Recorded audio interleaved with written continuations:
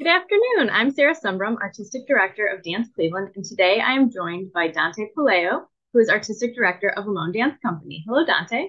Hi, how are you?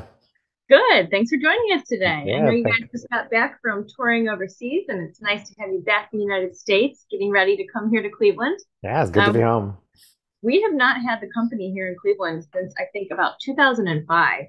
Okay. So it's been a long time, but I think everyone here in the community is really excited to have you. Okay. Um, Limon actually was the very first master class. Dance Cleveland was previously called Cleveland Modern Dance Association. Mhm. And the very first class that this group of women presented was a master class with Jose Limon. So I think it's really fun to kind of go back to our roots as the company returns and then also look forward and see the new iteration of what the company is doing. Yeah, I love that story. That's great. Yeah. So I wanted to start with a little bit about your background. I Yeah. know you were previously a dancer with the company, but tell us about that transition. What was it like to go from being a dancer in the company to, of course, being artistic director now? Yeah, I left in 2015 and I went back to school to get my master's. I just had a feeling that there was something else for me and I couldn't quite figure out what that was. So, I had like a little mini midlife crisis. I thought I was going to be like a landscape architect or a security guard. I wasn't sure what was going to happen. But as I started looking at schools and trying to figure out what the next step was for me, I was like, well, I always wanted to learn more about this and learn more about that. And all of those things started to point me in towards education and thinking about the next generation of artists and how I can be a part of that story. So then I went back to school. I got my master's at University of California in Irvine. Then after I graduated, I taught at Troy University in Alabama, and then at University of Florida. And that is when Colin Connor, the previous artistic director, was looking to retire. And so we were having a conversation about the next era of Limon, and he was like, well, your research that you've been doing is about contextualizing modern dance for contemporary audiences. He's like, that's literally your research. He's like, I think you'd be a good fit for what this company needs moving forward. So I met with the board, I shared some of my research, and then it just started to fall into place. And then I got a call a week after the world went into lockdown. What They're an like, interesting time to kind of, congratulations. yeah, an interesting time to transition into that role. Yeah. You know, Gosh, I feel like what you've done though with the company has been really amazing, and the research, like you said, kind of contextualizing it and bringing it into today's modern society. It's so funny. We always call it modern dance, but really we're looking at dance that was created so many years ago, and how does it fit now into today's world? So tell me a little bit about actual Jose Limon himself. What was his movement style known for? How has it kind of reached and spanned time and still held on and brought all of that to the world today? Yeah. And then, how can we spot out Lamone's choreography? So the Limon technique, came from his experience of working with Doris Humphrey and Charles Weidman, and they were really working with ideas, principles, the body's relationship to gravity. So it was less about finding a specific, like codified technique. It was really about exploring how we as human beings, as artists, as people who are wanting to express something with our bodies, are responding to the forces around us, just gravity, the human experience, the human condition, what it is to hope and to feel despair, and the great opposites of life, and then finding that in our bodies. So, what is it to reach, and then what is it to fall? What is it to fall, and then what is it to recover?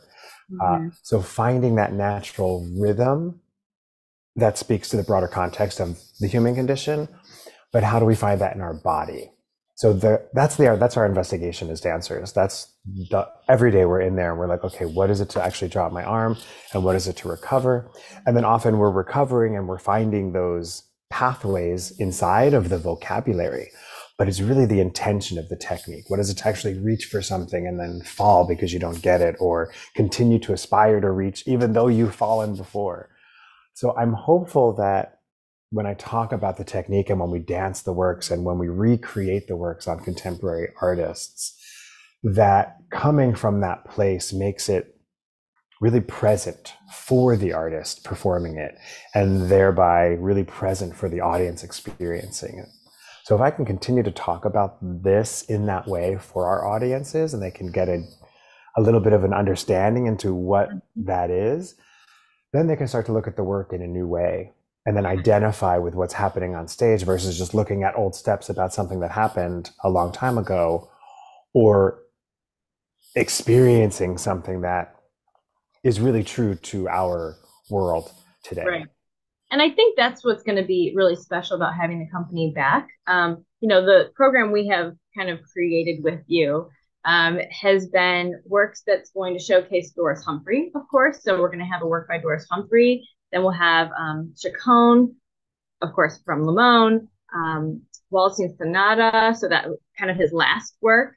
And then we have Only One Will Rise, which is a new piece by a newer choreographer, not Jose Limon's work. And I love that that trajectory will showcase kind of all the different parts of Limon. And I think what's Yeah. cool is that a lot of younger students have never seen your company before. So to them, it's brand new. To some of our older audience members who have been coming to modern dance performances for a long time, I think they'll be able to recognize like, oh, that's Chacon. We've seen that one before. But what that looks like on a new, different dancer's body, I think will be really fascinating to see. Yeah, I think so. So tell us a little bit more about those pieces. How has the company basically changed from only housing Limon's rep to having repertoire from other new outside choreographers? And how do you select who you want to work with? Sure. I know Olivia Torpaga, that piece that we're going to see. What was it about him that you wanted to? You said, that's who we want to work with for this. Yeah. So Jose had Doris working with him from the beginning of his company. She was the first artistic director, and she was making works for the company at the same time Jose was making works. So it actually started off as a repertory company. It wasn't just Jose's work. It featured Jose's work, That's but true. there were little bits of other choreographers that came in. And then after Jose died, Ruth Currier and Carla Maxwell, they really furthered the story of including other voices. We're the first modern dance company to survive its founder, and we have survived our founder beyond 50 years now. So we're the longest running modern dance company to live beyond the person who founded it, That's which I think incredible. is, really exciting, and I think speaks to the work. So in the program that we've gotten to select together and build, I wanted to bring Cleveland like this arc, this dance history. So we're looking at Air for the G String, which is one of the first pieces that Doris Humphrey made when she left the Dennis Shawn School. So we're seeing her very first investigations in the studio of falling. And in this particular piece, it's literally just walking. But if you just stand still and you start to fall, what do? You catch yourself, and then you start walking through space. And then they're wearing these beautiful costumes that really design and carve the space, so you get to see what she was thinking. Mm-hmm. And that's the foundation of how Jose built the legacy that he built. So I think it's really important for our young audiences and our audiences who have been following us for a long time to get that kernel. Oh, that was the first moment. That is what created this. And then we jump all the way to 1972, and we have this historical reconstruction. I have the costumes that were designed for the piece. I really wanted to get a 1970s feel for this work. And that's the Waldstein Sonata. Jose didn't finish it. His protege, Dr. Daniel Lewis, finished it 3 years after Jose's death. But it's really Danny, I call him Danny because that's what we call him. It's Yeah, Danny's homage to Jose, and it's Jose's homage to Beethoven. So you get like this really beautiful arc with the first piece by Bach, and then you have Beethoven, and this dance history and music history in there. And then we go to the second act, and we have Chacon, which is one of his first major solos, still being performed today. I watch that piece and I go, how did he even know how to do some of those steps at the time? It's wild to me. And it's a beautiful solo and really engaging. And then that leads us to Only One Will Rise. Olivier Tarpaga, I had met a couple of years ago when I was at University of Florida, and he was telling his life story. And as I'm listening to that story, I'm like, wow, that is like so similar to Jose, like growing up in a war-torn country, seeing, in the middle of like a class revolution and seeing family members killed in front of you, and just like this very dramatic series of events that happened during his formative years that mirrored Jose's. And I was like, wow, what would it be like to put their stories on the stage together? So you're seeing, Jose's life story, and you're seeing the works that shaped him. And now you're having this other artist that had similar formative experiences. And what kind of work is that person making? And then how do those works, converse? What does it look like to have them on stage together? So that was my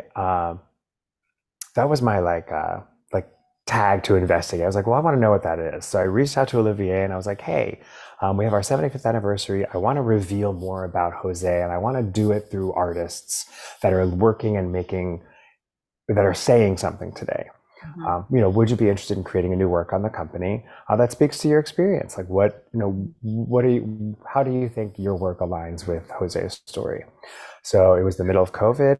We went up to the Berkshires. We were at Shakespeare and Company, and we had a couple of weeks where he just got to play.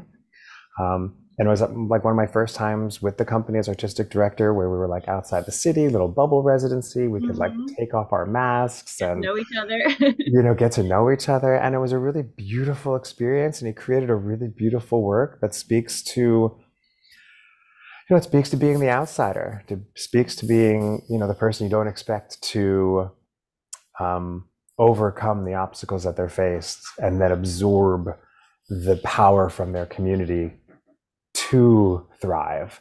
And he really tells that story beautifully. And so I'm so excited to bring that piece as well Yeah, to we can't wait to Cleveland. see it. And I mean, so Jose's home country, of course, Mexico. Right. And Olivier, can you tell a little bit more about his home country? Yeah. So Olivier Tarpaga is from Burkina Faso. Mhm. Um, and he lives there part of the time, but he also lives in America. He teaches at Princeton University. Okay, Uh, great. and yeah, it's just that, he's such a charismatic individual. If you get an opportunity to YouTube him or see him do an interview, it's so much fun to watch him talk. Oh, fun. Well, we can't wait to see the work.